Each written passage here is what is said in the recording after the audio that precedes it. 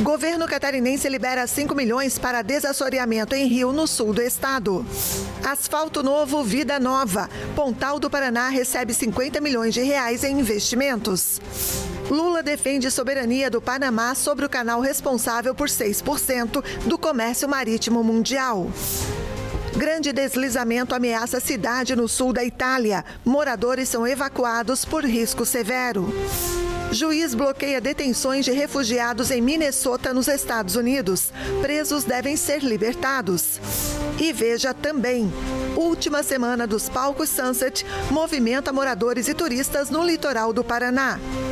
Essas e outras notícias a partir de agora no Pix News.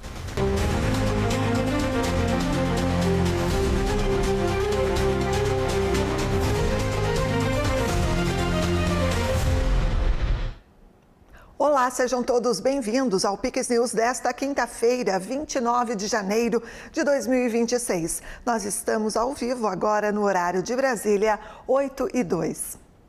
No sul de Santa Catarina, 5 milhões de reais foram destinados para a quarta etapa do projeto de desassoreamento no Rio Sangão. A obra começou em agosto de 2023 e é coordenada pela Prefeitura de Forquilinha.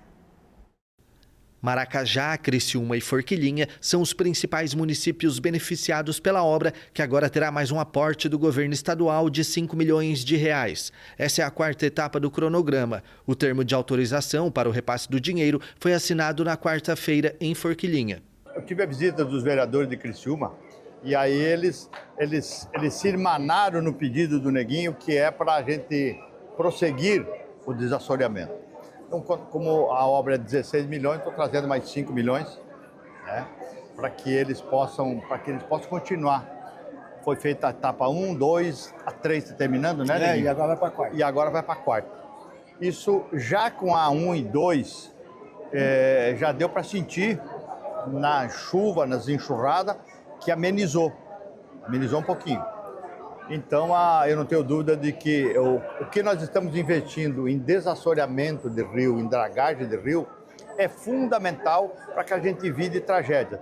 As duas primeiras etapas da obra foram concluídas e a terceira está em fase de conclusão. Mais de 250 mil toneladas de rejeito foram retirados do leito do Rio Sangão. Até o momento, a obra já consumiu 18 milhões de reais dos cofres públicos. O Rio Sangão é uma obra extremamente fundamental e necessária para amenizar o sofrimento de centenas e centenas de famílias que margeiam. O Rio Sangão faz a divisa entre o município de Forquilinha e o município de Criciúma. Então, em 2023, nós obtivemos autorização do Ministério Público, fizemos um projeto e obtivemos também a licença do IMA para que nós fizéssemos esse desassoreamento. A primeira parcela do governo do estado foi 5 milhões. Segunda parcela, 3 milhões. E a terceira parcela, mais 5 milhões. Então, totalizando 13. A quarta parcela, mais 5 milhões. Totalizando 18 milhões e 4 milhões de recurso próprio do município de Forquilinha. Então, até o presente momento, nós temos 22 milhões já investidos no desassoreamento do Rio Sangão. Agora, com esses 5, serão 27 milhões. Esse trecho compreendido entre a Cidade Alta e onde o Rio Sangão deságua no rio Araranguá são 24 quilômetros. Então veja que com esses recursos agora vamos chegar a 12,5 km aproximadamente, a metade. Veja que é uma obra cara, mas é uma obra fundamental. No evento que oficializou a liberação do recurso, também houve a formalização da entrega de 3 kits pontes para o município de Cocal do Sul, no valor de R$ 816 mil, e um para Forquilinha, de R$ 555 mil. O governo do Paraná anunciou nesta quinta-feira um novo pacote de investimentos em Pontal do Paraná, no litoral do estado. O município vai receber 50 milhões de reais para a ampliação da pavimentação urbana e melhorias nas condições de mobilidade no município.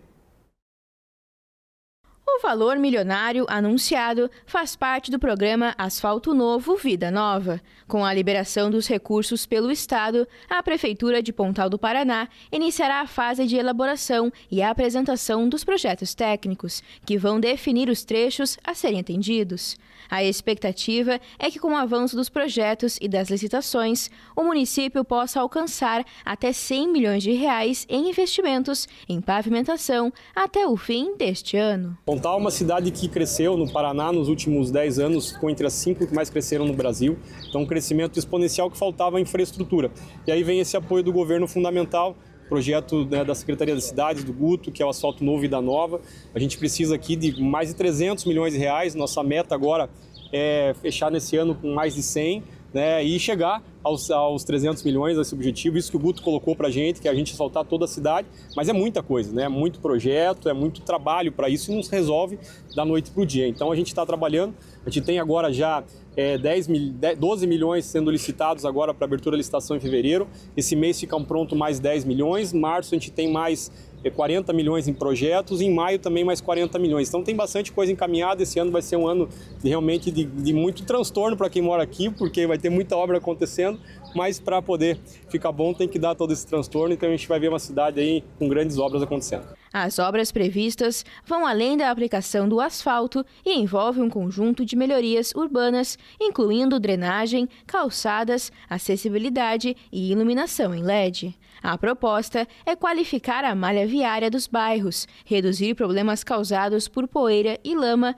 e garantir mais segurança para pedestres e motoristas.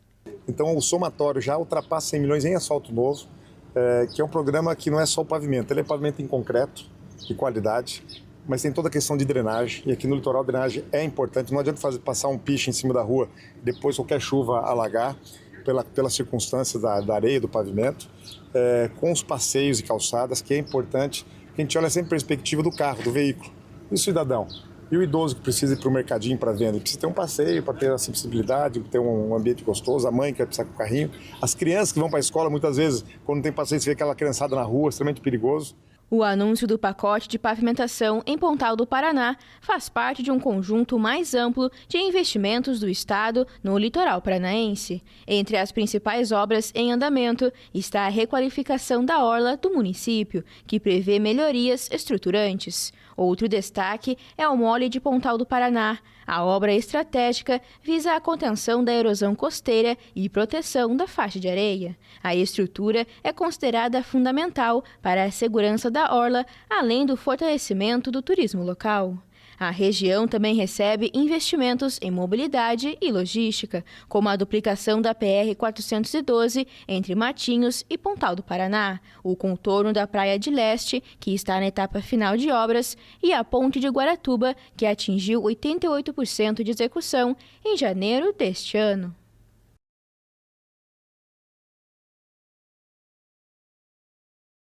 O mercado global de transferências no futebol alcançou um novo recorde de gastos em 2025, totalizando quase 69 bilhões de reais.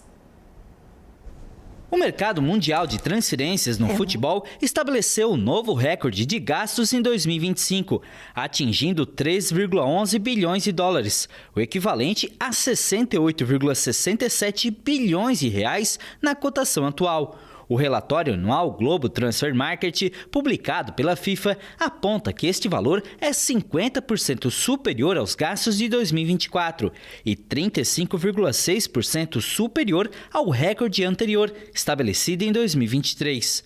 O texto acrescenta que os clubes brasileiros foram os que mais negociaram o número de jogadores.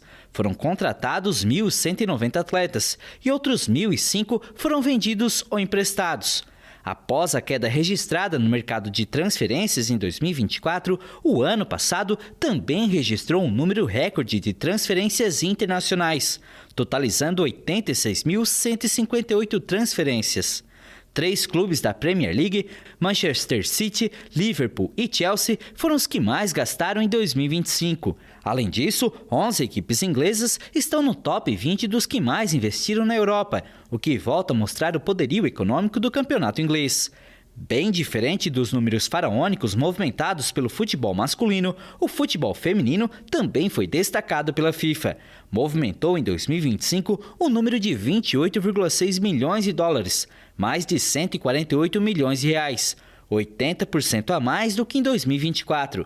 O número de transferências internacionais de jogadoras cresceu 6,3%, totalizando 2.440. E foi dada a largada. A edição 2026 do Campeonato Brasileiro começou nesta quarta-feira com 8 partidas da primeira rodada da competição. Detalhes com ele que está chegando por aqui, Vinícius Pacheco. Saudade de você, Vini. Seja bem-vindo, boa noite. Boa noite, Andréia. Boa noite a todos que nos acompanham aqui no Pix News. E olha, nem deu tempo de sentir tanta falta assim do Campeonato Brasileiro, tanta saudade assim do Campeonato Brasileiro, e a gente já está com ele aí na porta. Isso porque durante o ano a gente terá a Copa do Mundo e outras competições internacionais, então a CBF acabou adiantando a competição nacional. E já foi dada a largada logo de início com Vitória e Remo, lá no Barradão, um jogo com 2 pênaltis anulados e apenas 2 gols válidos, ainda com 1 anulado. E é isso que a gente confere agora. Quem marcou o primeiro gol da partida foi o Renato Kaiser, de cabeça, após a cobrança de escanteio. O segundo gol do Vitória veio com o Baralhas, aproveitando a troca de passes aí do time baiano. E já no segundo tempo, no finalzinho do segundo tempo, o Vitória fez ainda o terceiro, mas foi marcado o impedimento, o gol marcado pelo Fabre, e foi anulado então o gol. E ficou assim, Vitória 2, Remo 0. Já no Couto Pereira, em Curitiba, o nome do jogo foi o Morisco, o goleiro do Curitiba. Pegou tudo e até quando tomou o gol, ele estava lá. O gol foi marcado pelo Juninho Capixaba. O Morisco ainda chegou a tocar na bola, mas ela já havia entrado. O único gol da partida, 1-0 para o Bragantino. Curitiba iniciou o campeonato perdendo em casa. Já no Beira-Rio, um jogo com um show de gols perdidos e apenas um gol válido feito pelo Atlético Paranaense, vencendo fora de casa. E a gente confere agora com o Mendonça recebendo um belo passe e tocando na saída do goleirão. 1-0 para o Atlético Paranaense. O Internacional chegou a marcar um gol já no segundo tempo com o Félix Torres, mas foi marcado um toque de mão aí com auxílio do VAR e ficou assim então 1-0 para o Atlético Paranaense jogando fora de casa. Já no jogo Atlético Mineiro e Palmeiras, na Arena MRV, ficou tudo igual, 2-2, um jogo até com um pouquinho de polêmica também de arbitragem. A gente confere agora. O primeiro gol da partida foi marcado com o Vitor Hugo, um gol inclusive com a falha também do goleirão. Opa, aqui está aparecendo, agora está aparecendo do Fluminense, mas vamos para o Atlético Paranaense. Então temos o Atlético Paranaense, Atlético Paranaense e Palmeiras. Então a gente vai falar então do Fluminense e Grêmio. Vamos falar então do jogo Fluminense e Grêmio, esse que aparece aí na tela. O jogo que foi no Maracanã, o Fluminense abriu o placar com o Nonato e na sequência, após a cobrança de escanteio e trocada rasteira, o Luciano Acosta fez o segundo do Fluminense. O Grêmio chegou a marcar o gol de honra com o Carlos Vinícius, fazendo então o resultado 2-1 para o Fluminense. Já no jogo Chapecoense e Santos, um jogo cheio de reviravoltas, e a gente confere agora. Primeiro gol marcado após cobrança de escanteio com o Walter Clar. O Santos foi buscar o empate com o Gabriel Menino neste golaço no ângulo. Na sequência, a virada com o Álvaro Barreal, 2-1 para o Santos, e a Chapecoense foi atrás do resultado novamente com o Meritão, após cobrança de escanteio, bate e rebate 2-2. E a virada veio com o Jean Carlos, também numa falha da defesa do Santos, 3-2 para a Chapecoense, e na sequência o quarto gol marcado pelo Carvalheira, após boa troca de passes aí da Chape. Já no jogo Corinthians e Bahia, o Corinthians que mudou o mando de campo para a Vila Belmiro, porque tem no domingo o jogo contra o Flamengo, então antecipou a partida que seria na quinta para a quarta e vai jogar a Supercopa do Brasil em Brasília. Jogou na Vila Belmiro e perdeu em casa. E a gente confere agora. O primeiro gol foi marcado pelo Timão, com o gol do Breno Bidon, marcando na saída aí do goleiro, 1-0 para o Corinthians. O Timão chegou a marcar o segundo gol com o Yuri Alberto, mas foi marcado também o impedimento. Tocando aí muito bem o Yuri Alberto, aproveitando, mas foi marcado o impedimento. E aí o Bahia foi atrás do resultado. O primeiro gol foi marcado pelo Jean Carlos numa falha do goleirão Hugo, que não estava na melhor noite. Ele marcou também, ele fez o pênalti e o pênalti marcado então e convertido pelo William José. Olha só, o pênalti marcado e convertido pelo William José, 2-1 para o Bahia, vencendo na Vila Belmiro o Corinthians. Já o São Paulo venceu em casa de virada o Flamengo. O Flamengo começou com um belo gol após esse passe aí de peito do Pedro para o Gonzalo Plata. Olha só que lance elástico e o Gonzalo Plata marcando o gol. Mas o futebol não é qualitativo, é quantitativo. E o São Paulo foi atrás do resultado com o Luciano de cabeça e a virada veio com o Danielzinho após uma falha do defensor Pulgar, aí o volante Pulgar, dando um belo passe aí para o Danielzinho marcar o gol da virada do São Paulo. E a gente tem então os gols do Atlético Mineiro. A gente consegue mostrar então o lance aí. A gente vai para o resultado aí do Atlético Mineiro.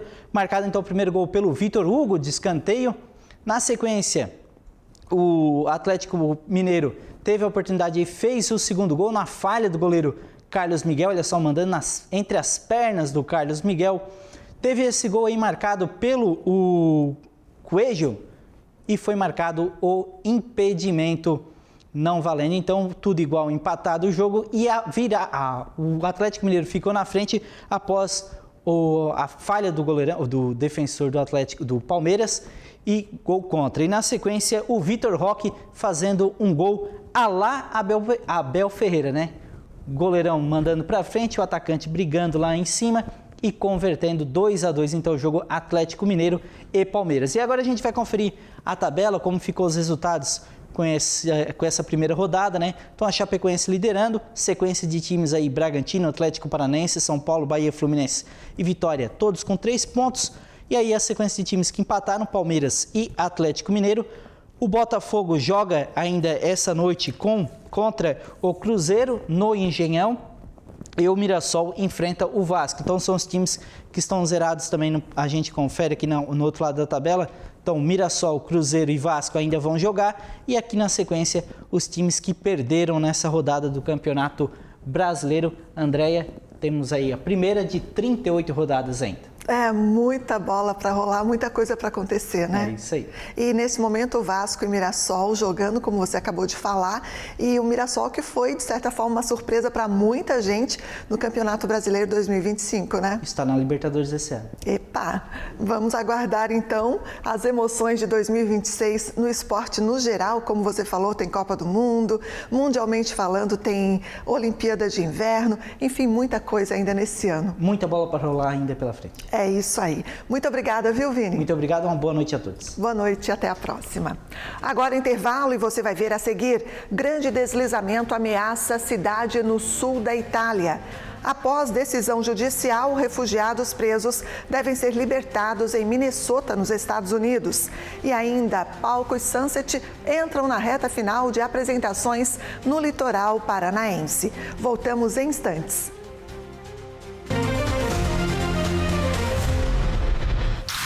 A vida precisa de cuidados e para garantir saúde é preciso dedicação, presença, laços fortes e esforço constante.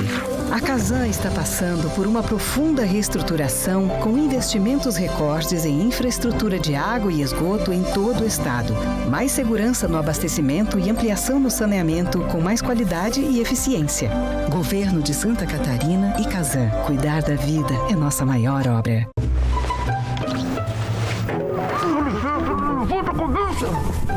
Ô, amigão, vai me dizer que você tem coragem de encostar a cabecinha com essa tranquilidade. Não lembro que você instalou aquela caixinha ali não, meu amor? Pode até parecer que você comprou em site confiável. Mas, ó, não é legalizado, né? Tá tranquila ainda de encostar a cabeça no travesseiro? Deitar com a cabeça tranquila é bom demais. Pirataria não é legal. Sou lutador, marido e pai de 2 meninas. Mas a minha luta agora é fora do ringue. É uma luta contra a violência que atinge as mulheres. Porque tem cara aí que se acha forte, porque bate mulher. Dos nossos, isso não é força. É coisa de covarde, de cara zero. Se teu parça é algum zero, não passe o pano. Se tu sabe o que o zero tá fazendo, não vire as costas. Seja homem, denuncie. Governo de Santa Catarina. O aroma e o sabor em cada grão. Olha quem tá aqui! Fala da TV, mas vive dando aquela conferida no que é realmente relevante, né? O planeta todo sabe que a TV é o néctar, o filtro, o supra-sumo de tudo que você precisa de informação e entretenimento. Tem jeito não? Na telona, na telinha, se tá na TV, todo mundo vê. Quarta valeu, muito bom, muito bom. Foi? Ficou tão bom que o pessoal continua assistindo, viu? Ué, continua. Tem gente aqui ainda.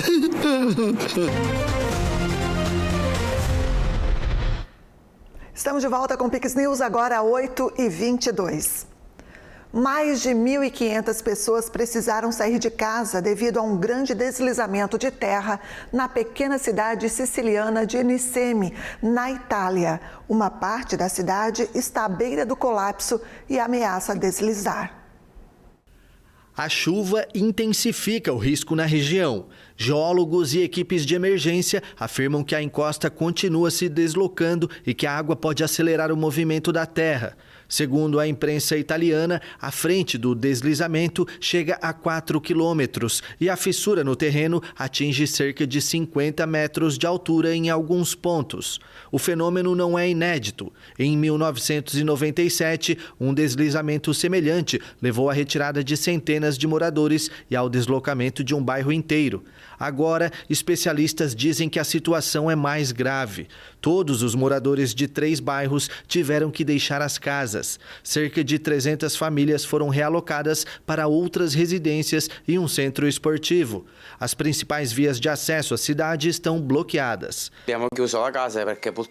Fechamos a casa porque, infelizmente, estamos entre os evacuados por causa dessa tragédia que nos atingiu e não sabemos quando poderemos voltar para casa. Não sabemos quando entrar.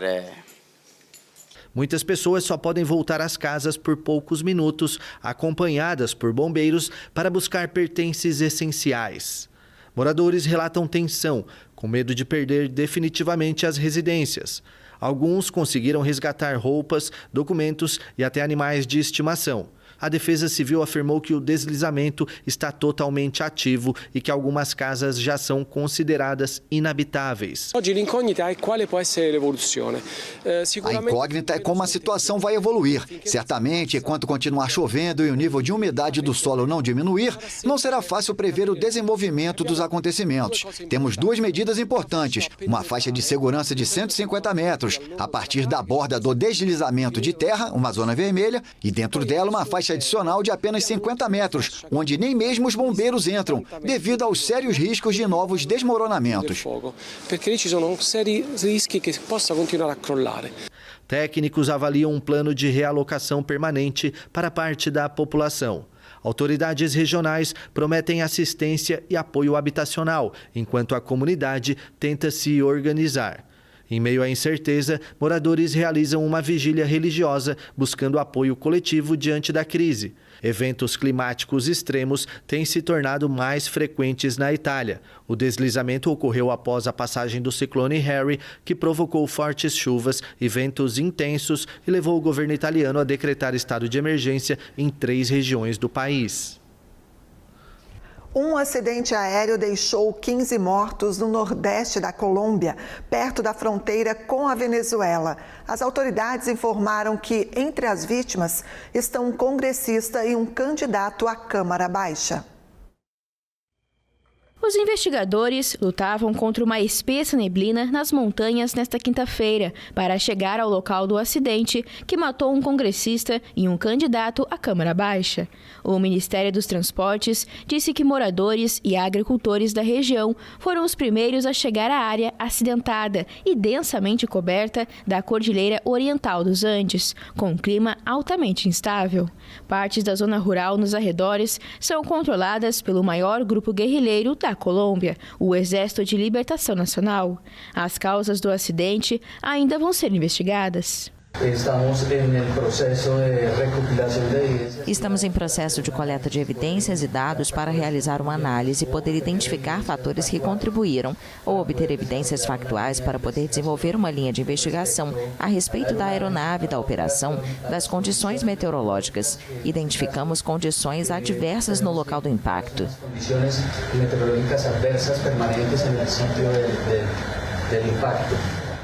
O avião de 2 hélices transportava 2 tripulantes e 13 passageiros, incluindo Diógenes Quinteiro, de 36 anos, membro da Câmara dos Deputados da Colômbia, e Carlos Salcedo, candidato às próximas eleições. O avião decolou da cidade fronteiriça colombiana de Cúcuta e perdeu contato com o controle de tráfego aéreo pouco antes de pousar na vizinha Ocana.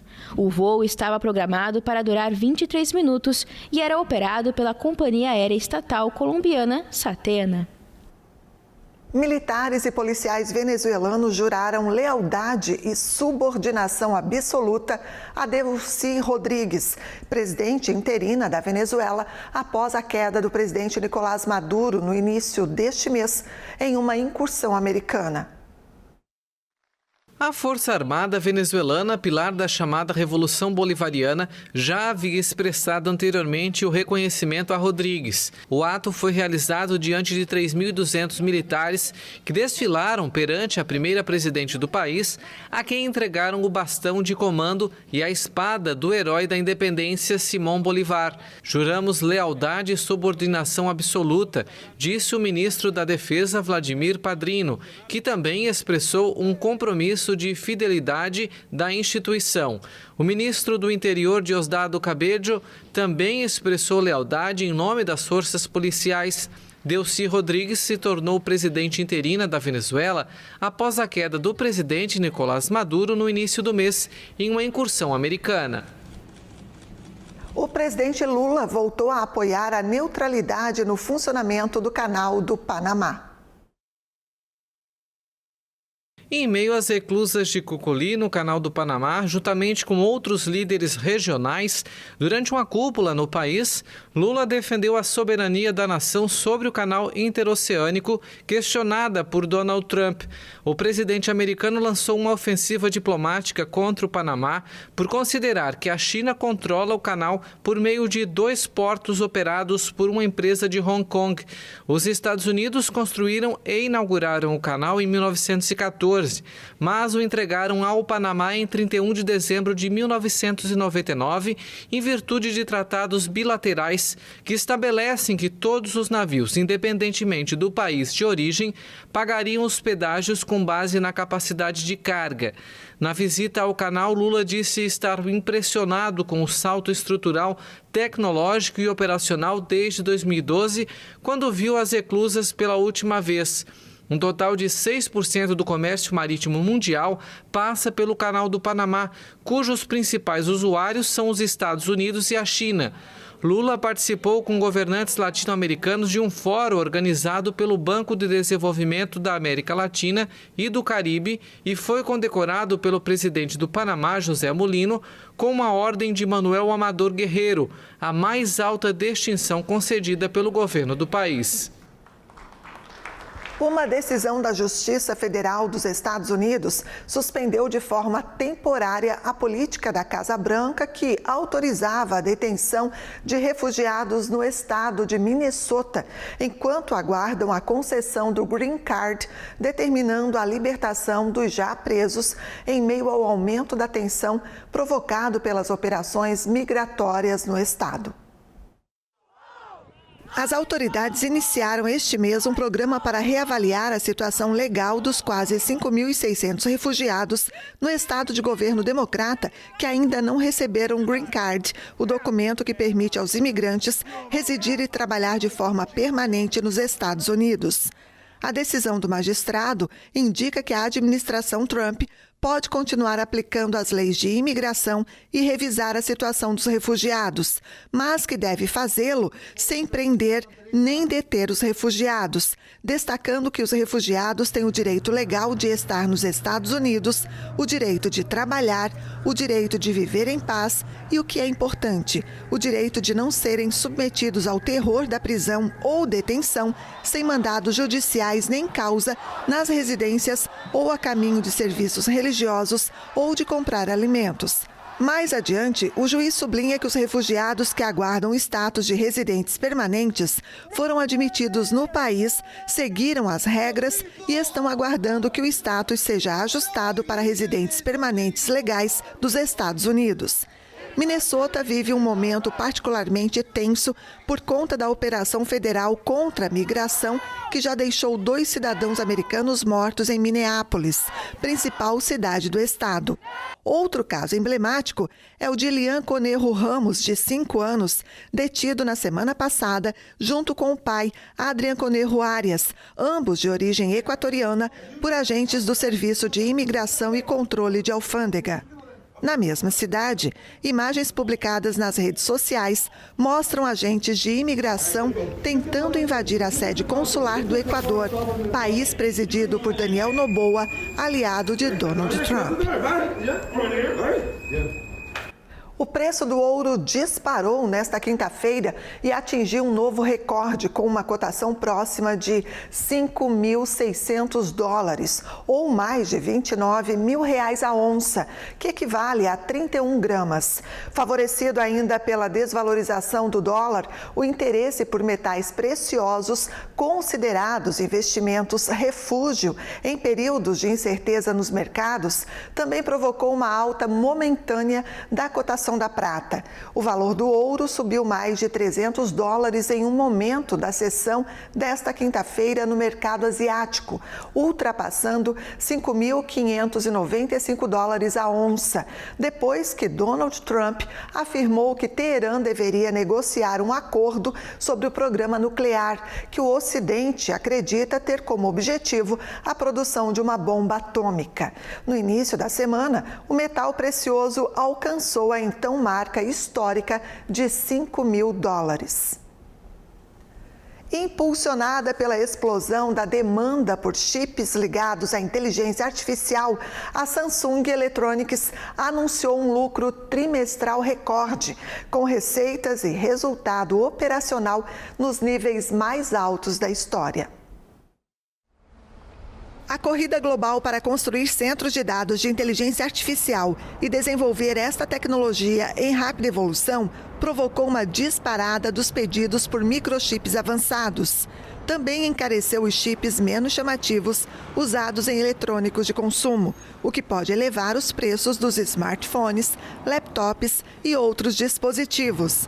No trimestre encerrado em dezembro de 2025, o grupo de tecnologia registrou receita trimestral consolidada mais elevada da história, de 93,8 trilhões de wons, mais de 340 bilhões de reais, um aumento de 9% em comparação com o trimestre anterior. O relatório ainda destacou que o lucro operacional também atingiu um máximo histórico de 20,1 trilhões de wons, cerca de 76 bilhões de reais. A música paranaense que embalou o verão no estado já começa a se despedir.